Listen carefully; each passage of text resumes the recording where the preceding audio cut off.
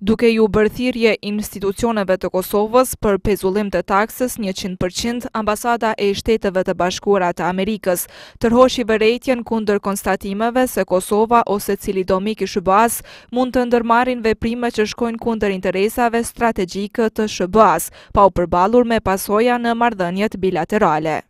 Thrasim hisedarët nga Kosova dhe të tjerët nga rajoni që të tregojnë për kushtimin ndaj normalizimit, paqes dhe stabilitetit rajonal dhe ndaj lëvizjes në përshtegun drejt integrimit evropian. Ne ritheksojmë pikpamjen tonë se një pezullim i menjëhershëm i tarifës në importet nga Serbia dhe Bosnia është një masë e nevojshme për të rimëkëmbur momentumi në procesin e dialogut. Presim edhe nga hisedarët e tjerë të ndërmarrin masat e tyre konstruktive.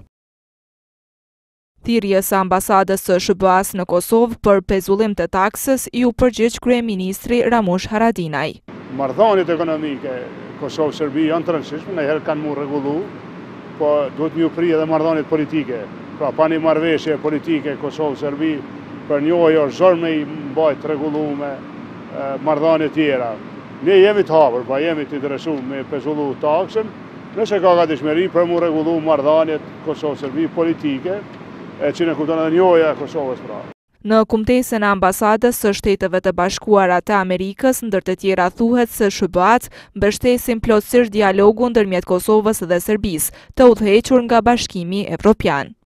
Inkurajojmë të gjitha partitë politike që të kontribojnë në mënyrë konstruktive në procesin e dialogut. Veprimet që minojnë dialogun, pengesat nga anash dhe refuzimi për të pezulluar tarifat, gjitha këto shkojnë kundër interesave të SBA-ve. Një marrëveshje gjithëpërfshirëse dhe me dobishmëri të ndërsjellë është në interesin strategjik të Shteteve të Bashkuara, siç komunikoi edhe presidenti Trump në letrën e tij presidentit Thaçi. Ju nxis juve dhe udhëheqësve të Kosovës që të shfrytëzoni këtë moment unik, të flisni me zë të unifikuar gjatë bisedimeve të paqes dhe që të përmbaheni nga veprimet që mund ta bëjnë më të vështirë arritjen e një marrëveshje.